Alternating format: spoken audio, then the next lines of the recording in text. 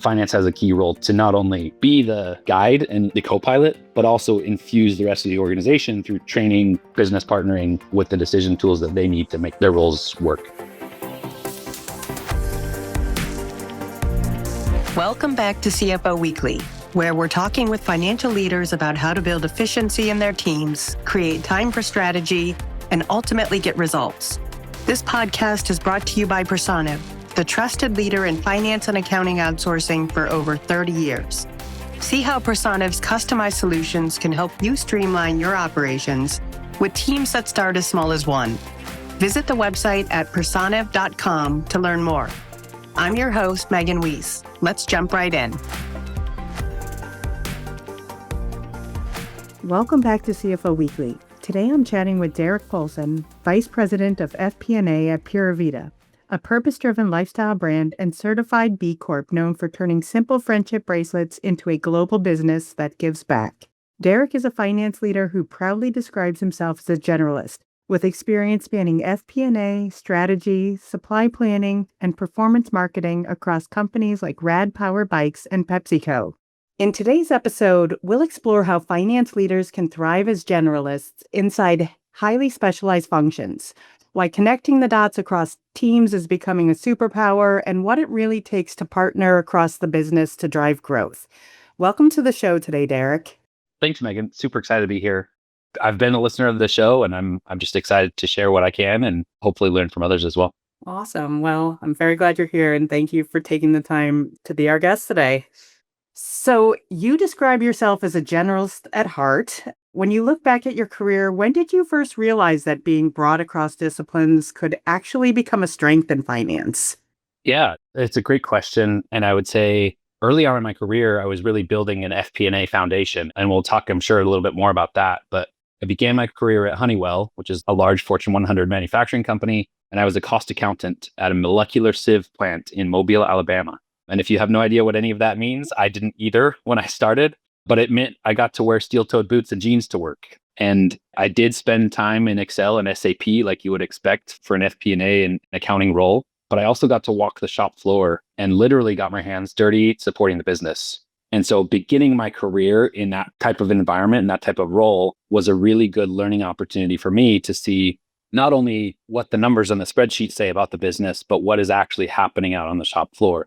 A good example of that is in manufacturing, standard cost is really industry standard, how everything gets recorded from an accounting perspective. And then FP&A would typically report on variances to that standard. And a lot of times, I think if you haven't been at a plant and seen how operations actually work, those numbers can just be numbers on a spreadsheet and you lose the context. But because I was out on the shop floor and I was actually seeing the production line workers dumping the material into the extruder and then seeing the finished product come out, you could see and literally see where the variances and where that waste was coming into the process.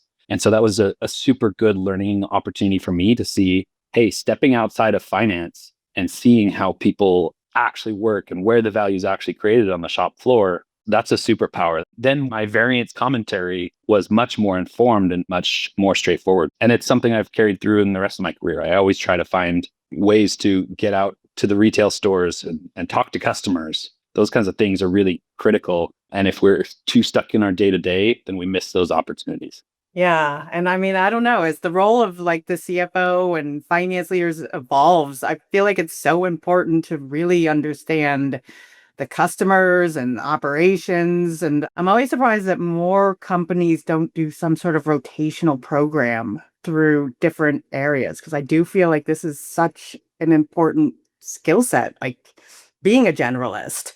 Yeah. So Honeywell has a really well structured and really well thought of finance development program. And it's exactly that, to get you exposure to different areas of the business, different functions. I was a finance business partner for the sales team that was going out and selling repair and overhaul work to major airlines. And I made that transition from the chemical plant. So those types of programs are structured to get you that breadth. And I can say for myself, it's been a huge unlock. I think that the biggest learning for me was when I was preparing to leave that role in the manufacturing plant. The plant manager gave me some good career advice that has always stuck with me. And he said, don't ever forget where the value is created. And I think a lot of times as finance professionals, we become finance centric in our viewpoint of the world and the business. But really, when it boils down to it, it's at the production floor, it's at the retail stores. That's where the value is created. And I think we do ourselves a disservice if we forget that. Yeah. And you might have just answered this next one to some degree, but you've worked across FP&A, strategy, supply planning, and performance marketing. Was there a moment where stepping outside of the traditional finance role changed how you saw your own role within the organization? Yeah, I would say because of the way I've structured my career and I've intentionally shaped it this way, there's a lot of experiences of this. But I think one of the most impactful for me was when I stepped outside of not only finance, but the workforce entirely, and I went and got my MBA. It's a pretty common career path to work for some time and then go get an MBA. First of all, I'm an extreme proponent of lifelong learning. And I always had that mindset of being a generalist, like I mentioned, starting from that shop floor. And so I decided I wanted to pursue an MBA. And so after about 5 years in corporate finance, I went to Northwestern to attend the Kellogg school. And one of the things that I loved about my MBA experience was how much there was to learn. And only a portion of that learning came from the traditional classroom. I learned from peers that had been marketers, founders, engineers, soldiers, public servants, and had done all these different amazing things. I took classes in marketing, entrepreneurship, and social impact, as well as economics and public speaking. And every single one of those experiences and those relationships changed the way I see the world and my work. And I came out of that experience determined to change the way I worked in my future career. And I wanted to continue learning from all sources and not become so specialized that I missed out on the insights and expertise that you can glean from interacting with others. Yeah, I love the idea of being a lifelong learner, especially these days where the world is just changing so quickly. If you're not constantly learning, you're kind of left behind. Yeah, exactly. I try to read as much as I can. Obviously, the world of AI, we'll talk some more about that, I'm sure. There is just this overwhelming access to knowledge, and being open to exploring it, but also judicious about how you spend your time. That's something I'm always constantly thinking about. And for listeners that are early in their careers, what does being a generalist in finance actually mean in day-to-day work? And secondly, do you have any advice for those who are early in their career and maybe working for a company who's somewhat of a pigeonholer? Any advice that you would give to those people to get outside of the finance function in an organization where maybe there's not a structured program to do so? Yeah, it's a great question. I think it's so context dependent. So I don't want to pretend that I have the perfect answer for everyone. But I think in terms of what being a generalist in finance actually looks like, I think in practice, it means you have earned the right to express a viewpoint in pretty much any meeting you're involved in. And I say that because really, especially today, every business decision has a financial component to it. And so acting as a generalist while you're filling that finance role isn't really that much of a stretch. And I would say that as finance professionals, our training and experience gives us not just the opportunity, but sometimes the mandate to participate in those discussions on things like pricing, supply chain efficiency, marketing investments. But just because you have that experience in finance doesn't automatically give you credibility. So I'd give two pieces of advice on this. Is first, you actually have to get really good at finance first.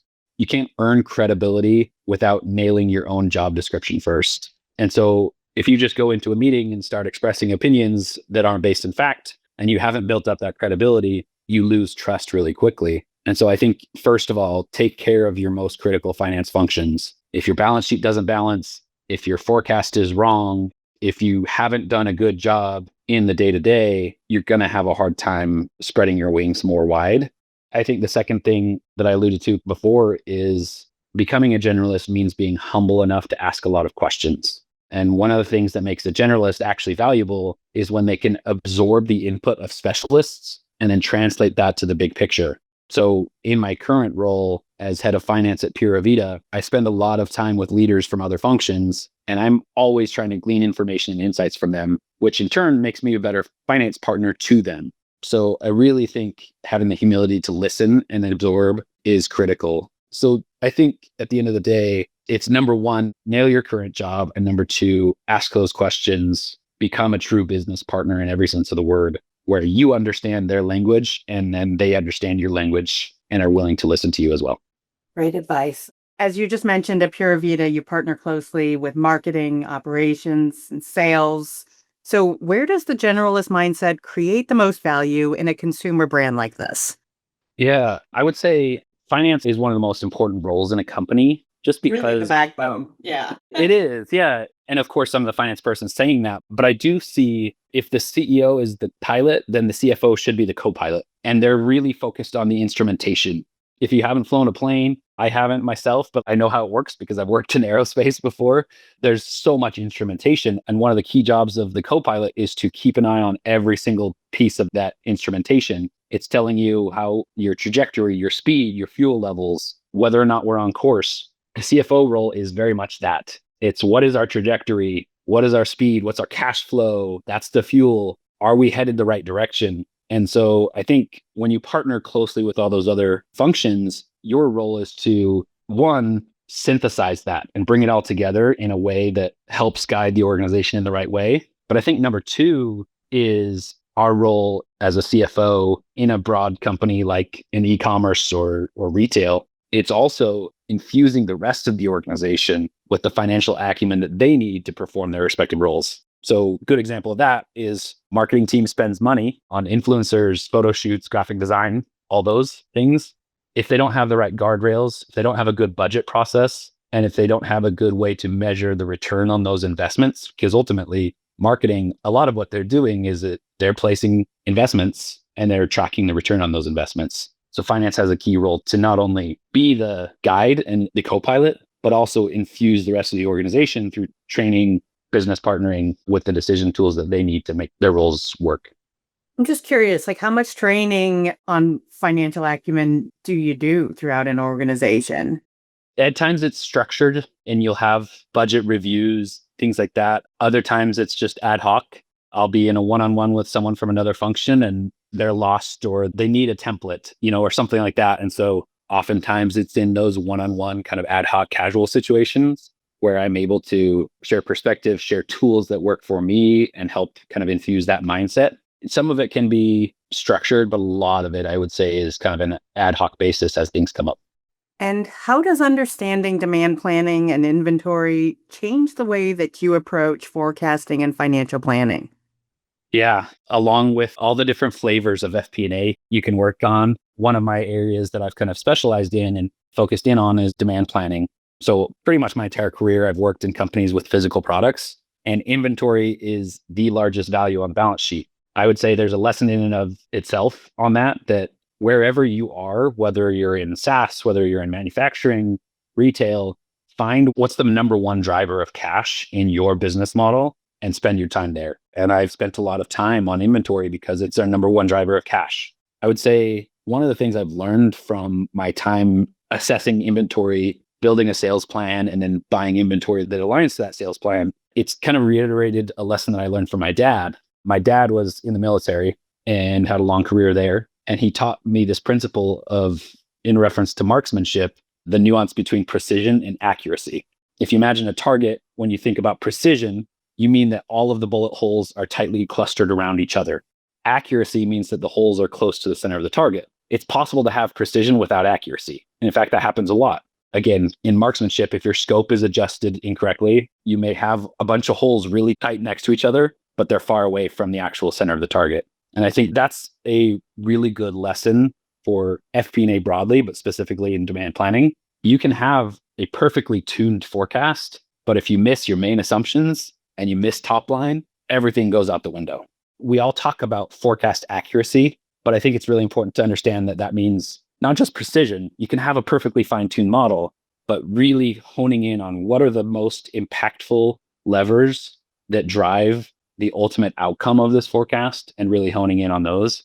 And that's a use case that I've started to lean into AI for. I've started to use Claude and Excel. One of my most favorite use cases for that is, hey, here's this model. Help me understand if any of these values change of my inputs, what is the most impactful for the end result?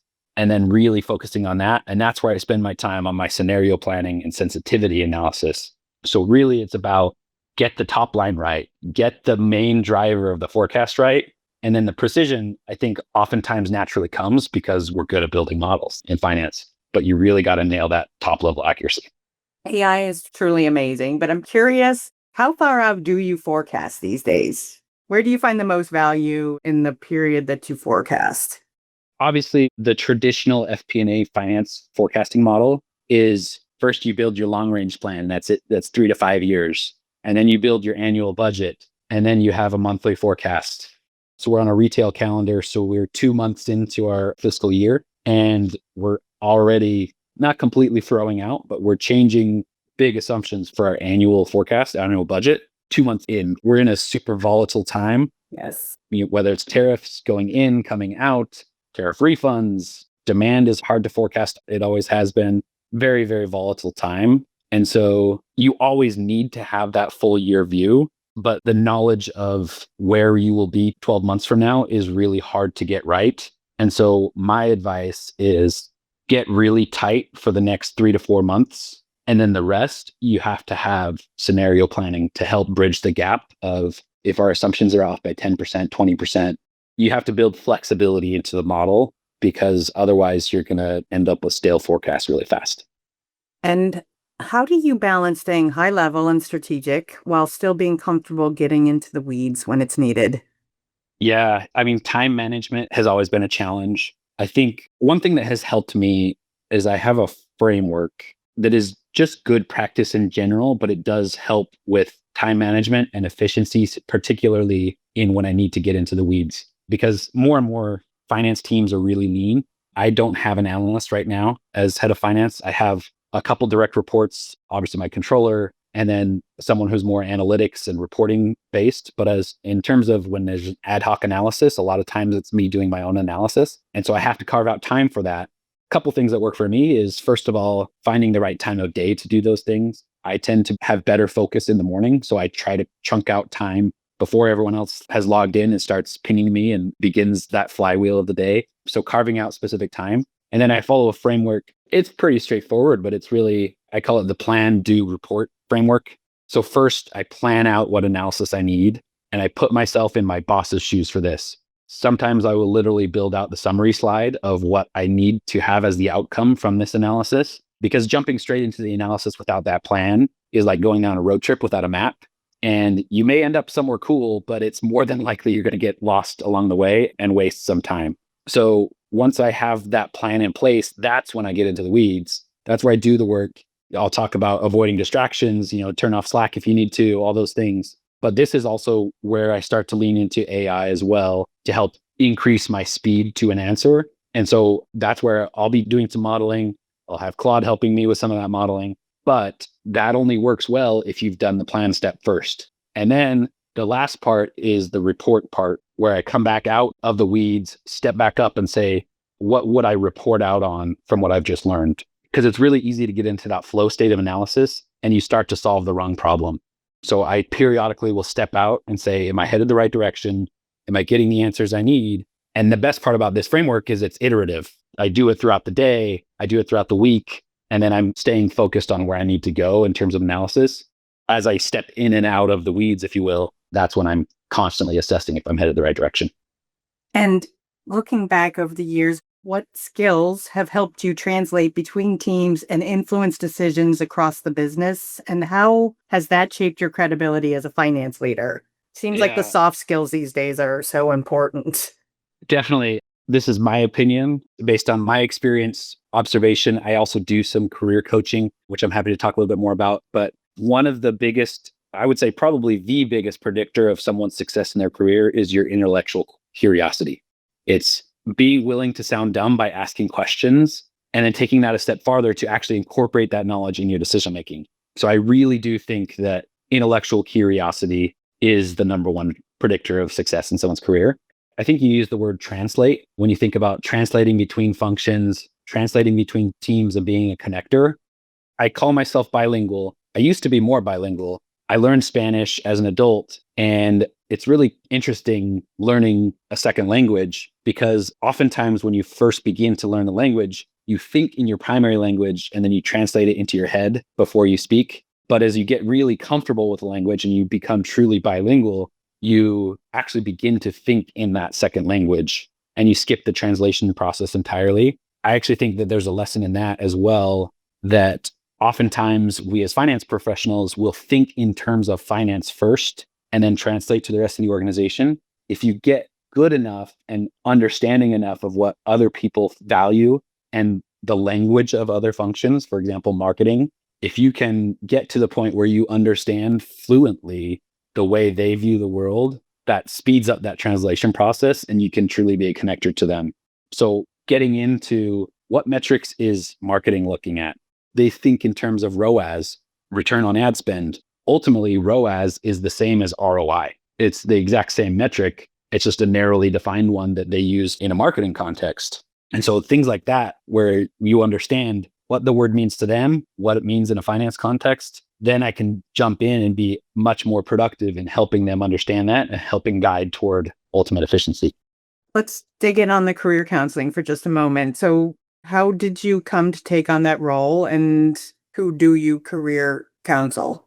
Yeah. So first of all, I benefited tremendously from great mentors early on in my career, from beginning in a plant, then working at corporate headquarters and reporting to a vice president of finance for a $10 billion division within the company. I got to see really cool things. And the only reason that I've been so successful is because certain people along the way invested in me and helped me kind of navigate my career, grow my skills, identify where I needed to grow more skills. And I wouldn't be where I am today without the investment of those individuals. I'm a big proponent of paying that forward in whatever context I can.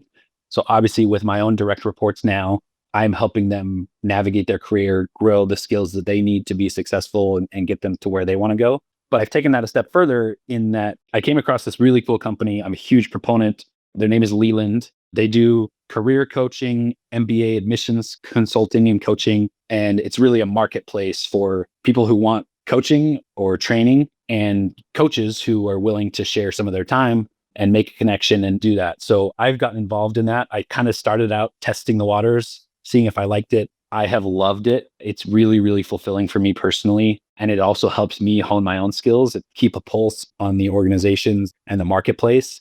I primarily focus on earlier career FP&A individuals. If you're wanting to grow a career, if you're like me, aspiring to that CFO seat someday, I'm happy to help with resume review, identifying career steps that you could take, mapping out your career, networking, any of those kinds of things to help you find your next job or prepare for your next job and succeed in your current job. So I've become a huge proponent of that. And I think it's great to help others along the way for a lot of reasons. It's personally fulfilling, but it also helps grow our function and strengthen FP&A as a well-respected function out there in the business world. It's amazing that you're giving back like that. So looking ahead, do you think the future of finance leadership will lean more towards specialists or generalists? And what should finance professionals start doing now to prepare for what's to come? It's actually funny. My answer may surprise you a little bit here because we've spent most of the podcast up till now talking about specialist versus generalist. But I actually think when we think about the future of the finance function, it's actually a false dichotomy. I think there's always going to be room for specialists and there's always room for generalists within FP&A, within finance more generally, and within business more broadly. I've taken the path of generalist and it's led me to the cusp of the CFO seat. It's helped me thrive in my career. But generalists can only do their work well if there are specialists that help hide the generalist deficiencies and then also sharpen their insights. Again, I think the key skill of a generalist is leveraging the specialist's work and using that to form connections. And ultimately, I don't think one is inherently more valuable than the other. Rather than focusing on, am I a specialist or am I a generalist? Which one provides the best career path? I would say focus on impact. Impact can come from any position, any personality type, any working style. Focus on doing your best at your current role and seeking opportunities to stretch and grow by absorbing from the people around you. And again, that doesn't necessarily mean you follow the generalist path or the specialist path. I think there's ways to grow a tremendous career either way. I think the key is, again, that intellectual curiosity and absorbing from the people around you. Yeah, that's one thing I've loved about having an accounting degree and being in finance and accounting is that there are so many different paths that you can take. Yeah, I always talk about FP&A is like that beautiful career choice where you can choose your own adventure. Yeah. There's so many different flavors of FP&A. You can lean more into accounting and reporting. You can lean into AI. You can lean into more commercially focused and actually driving sales by partnering with certain organizations. So I loved it for that reason, because I don't get bored, because there's so many different ways to approach my work. And as we close out this conversation, what's one thing about the future of finance that excites you, and maybe one thing that concerns you as well? Yeah, I would say probably the answer to both of those questions is AI. I would say a year ago, I actually was on another podcast and I called myself at the time an AI Neanderthal. At that time, I didn't really see the vision. I saw that this is cool new technology. Someday it's going to be really cool. I even said on that podcast, I don't see anytime soon AI taking over our monthly close process and our reconciliation process. And honestly, we're a year later and it's doing just that for a lot of organizations. So just the sheer how quickly this technology has evolved and become embedded in the finance function is mind-boggling. And it's so exciting. I think about high complexity modeling exercises that historically I just haven't been able to get to because my time has been spent other areas. I think being able to have Claude help me in the background to get started on a model, it's opened up the doors for what I as an individual can do. I don't think AI will ever fully replace humans, and particularly not in the finance function. But I think of it like the Iron Man suit for any individual in a company. If you properly are using AI, it really turns you into a superhero. It expands your capacity, not just by a 10 to 20%, but by 2 to 3 times if you're using it the right way. And I will say I'm excited by it. But the flip side of that is, as excited as I am for those opportunities that AI opens up, it concerns me how someone like me who came up as a cost accountant or a basic FP&A analyst, those roles might not exist a year from now. And so I attribute so much of my success to that early foundation that I was able to build. If we hollow out that foundation in this short-term focus on efficiency, I think we lose that ability to create an environment where especially early career folks can develop that critical judgment that they then need to go and build from. So I would say my advice or my thought on how we counter that is really to focus on what you're outsourcing to AI. If you're outsourcing repetition and rote processing, that's fantastic. If you're outsourcing your critical thinking, that's where you're going to lose and you're going to struggle to grow in your career. And so just because AI can build you something really complex and do all that stuff, I think if you're an analyst first, what I would say is think of Claude or ChatGPT as your analyst. It's your tool and you are responsible for understanding, pushing back, and poking holes in that output. I think as long as we're focused on developing that finance judgment, that's really how we successfully as a finance function integrate AI. Derek, this has been such a valuable conversation. Your perspective really reinforces that the future of finance belongs to leaders who can connect the dots across functions, translate insight into action, and operate comfortably at the intersection of strategy and execution. Thank you so much for sharing your journey and insights with us today. Thanks, Megan. I've really enjoyed it. And I'll leave with the final thought. Just where we landed was just don't ever, ever, ever outsource your critical thinking to AI. Keep that as what your value is to the organization. I think that's where we went. I love that advice. Thank you. And to all of our listeners, please tune in next week. And until then, take care. Thank you for listening to this episode of CFO Weekly. We hope you picked up some useful insights and strategies to help move your business forward. If you enjoyed the conversation, be sure to subscribe on your favorite podcast platform so you never miss an episode. And if you found it valuable, we'd love for you to leave a review and share it with your network. It helps us bring even more great content to finance leaders like you. For more episodes, resources, and to see how Personiv can support your accounting and finance needs, visit personiv.com. See you next week.